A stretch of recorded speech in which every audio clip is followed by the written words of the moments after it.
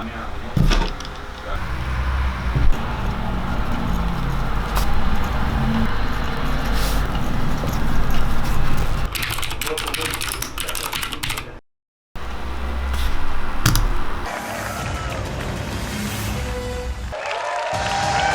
and gentlemen, please welcome to the stage President and CEO, Head of IT and Mobile Communications Division, DJ Ko.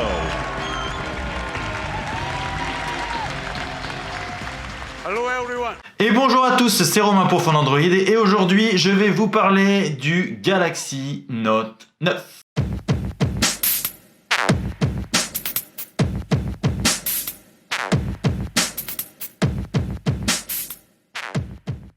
Alors Samsung a tenu une conférence à New York pour présenter son Galaxy Note 9 et on peut dire que le coréen encore une fois n'a pas fait les choses à moitié. Le Galaxy Note 9 c'est un produit que Samsung affectionne particulièrement puisqu'il s'est fait une communauté de fans qui est assez impressionnante. On a vraiment des défenseurs de la gamme Note. D'ailleurs sur Phone Android on a fait un petit sondage pour vous demander s'il fallait supprimer cette gamme Note qui ne sort que 3 ou 4 mois après la gamme Galaxy S, vous étiez 52% à voter pour sur plus de 2000 votes. Alors avec son Galaxy Note 9, eh bien Samsung va devoir se rattraper des ventes du Galaxy S9 qui ont été très décevantes. Alors Samsung a vraiment mis le paquet là pour présenter ce Galaxy Note 9, mais est-ce que c'est suffisant pour pouvoir rivaliser avec les meilleurs du marché? Est-ce que le smartphone a assez évolué pour convaincre les utilisateurs?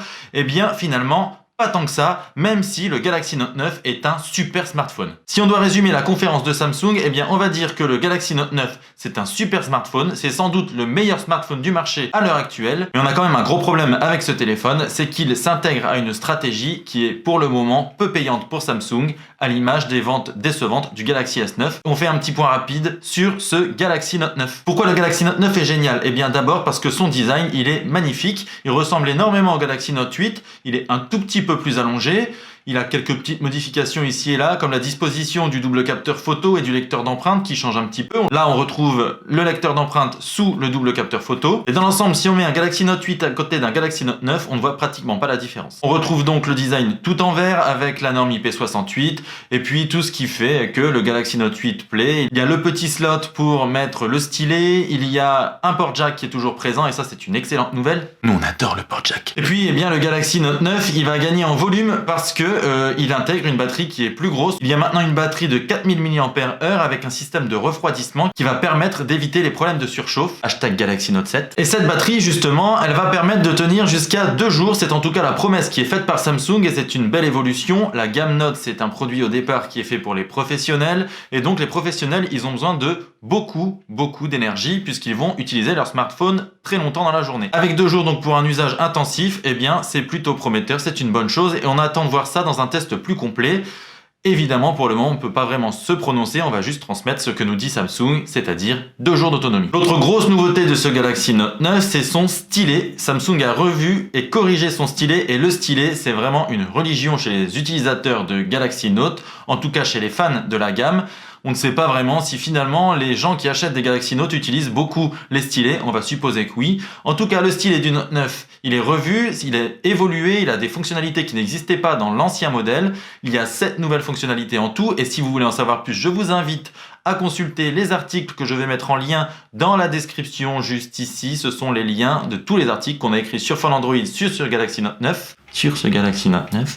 Et la plus grande nouveauté de ce stylet, c'est qu'il permet de contrôler le Galaxy Note 9 à distance grâce à une connexion en Bluetooth. Et donc on peut par exemple contrôler YouTube, faire des avances, reculs, mettre en pause, mettre en lecture. Et on peut aussi prendre une photo à distance, ça c'est plutôt pas mal pour les selfies de groupe. Il suffit juste de se mettre à distance, de cadrer la photo et en appuyant sur le bouton du stylet, on prend une photo. Il fallait y penser. Et sinon pour le reste, ce Galaxy Note 9 a exactement la même fiche technique que le Galaxy S9 Plus qui est sorti il y a 4 mois. Alors on retrouve d'abord le même processeur Exynos 9810 avec 6 Go de RAM pour la version standard et 8 Go de RAM pour la version la plus puissante, mais je vais y revenir. Cette version plus puissante, elle intègre 512 Go de mémoire alors que la version standard en a 128. Et il est aussi possible d'intégrer une carte SD de 512 Go, ce qui va amener la version la plus chère du Galaxy Note 9 à 1 Tera de mémoire interne. Ça, c'est énorme. C'est la première fois qu'on voit ça sur un smartphone. C'est hallucinant.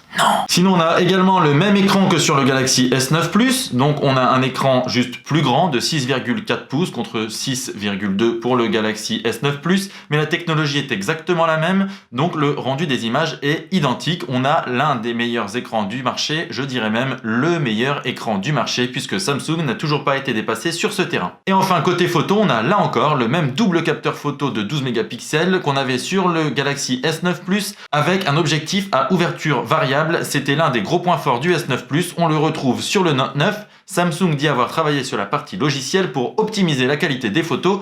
On verra donc dans un test plus complet si Samsung dit vrai. On vous donne rendez-vous pour ça dans quelques semaines. Alors techniquement, le Galaxy Note 9, il n'y a aucun doute, c'est à date le meilleur smartphone du marché. Il est magnifique, son écran est superbe, il est ultra performant, il peut faire tourner Fortnite. Vous en avez certainement entendu parler puisque c'est le gros jeu à la mode en ce moment et qu'il est disponible en exclusivité sur les smartphones Samsung pendant quelques jours. Il a également une autonomie qui est remarquable et puis il est ultra fluide grâce à sa puissance. Donc franchement, ce Note 9, techniquement, on n'a rien à dire, c'est le meilleur du marché pour le moment. Le problème, c'est qu'en fait, les évolutions par rapport au Galaxy Note 8, elles sont pas extraordinaires, et par rapport au Galaxy S9 Plus, c'est encore pire. En fait, on a un petit peu l'impression que c'est un Galaxy Note 8 qui a mangé un Galaxy S9 Plus, et ça nous a donné le Galaxy Note 9. On vulgarise un petit peu, mais c'est plus ou moins ça quand même. Le problème, c'est qu'il est proposé à 1009 €, alors qu'un Galaxy S9 Plus, lui, est proposé aujourd'hui à 650 € environ, selon les distributeurs. Le souci majeur avec ce Galaxy Note 9, en fait, c'est qu'il se situe pile dans le mauvais créneau du marché. Il a d'un côté un prix de 1009 €, mais dans quelques semaines, il y a Apple qui va sortir son iPhone 10 édition 2018 qui sera proposé sûrement au même prix.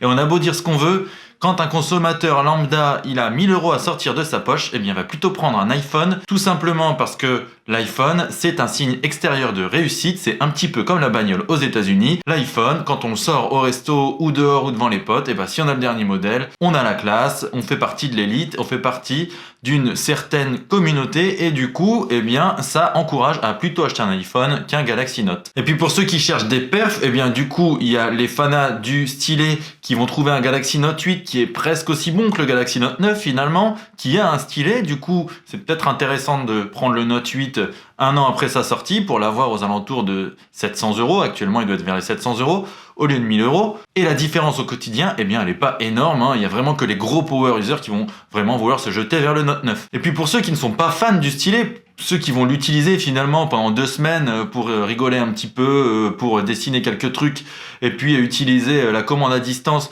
qui est, il faut bien le dire, un petit peu gadget quand même, eh bien pour ces utilisateurs, le Galaxy S9 Plus, c'est vraiment une bonne affaire puisque là, actuellement, on peut l'acheter aux alentours de 650 €. Alors je sais ce que vous allez me dire, oui, on est en train de comparer un produit qui est sorti en avril avec un produit qui est sorti en août, mais la question, elle est pas là. La question, elle est de se dire, le consommateur, quand il va arriver en boutique, il va avoir 2 smartphones. Il va avoir le Galaxy Note 9 avec son stylet qui est proposé à 1009 € et il va avoir le Galaxy S9 Plus qui est proposé à 650 € environ.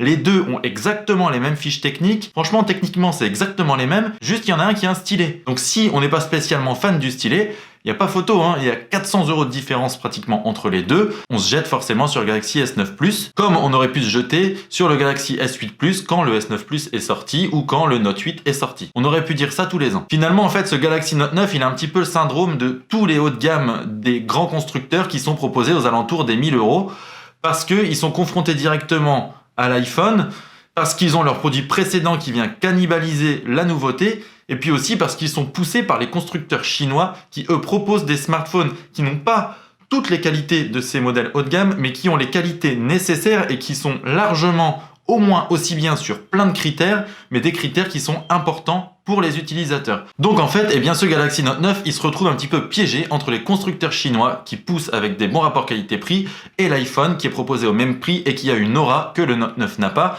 Et aussi, il se cannibalise avec des produits de la même marque, le Galaxy S9 Plus et le Galaxy Note 8 de l'année dernière. Donc pour nous, ça c'est un vrai problème, plus pour Samsung que pour nous. Si vraiment vous souhaitez acheter le Galaxy Note 9 parce que c'est vraiment un super téléphone, on ne saura vous conseiller qu'une chose, c'est d'attendre les offres de Noël, puisqu'il y aura 4 mois qui se seront écoulés.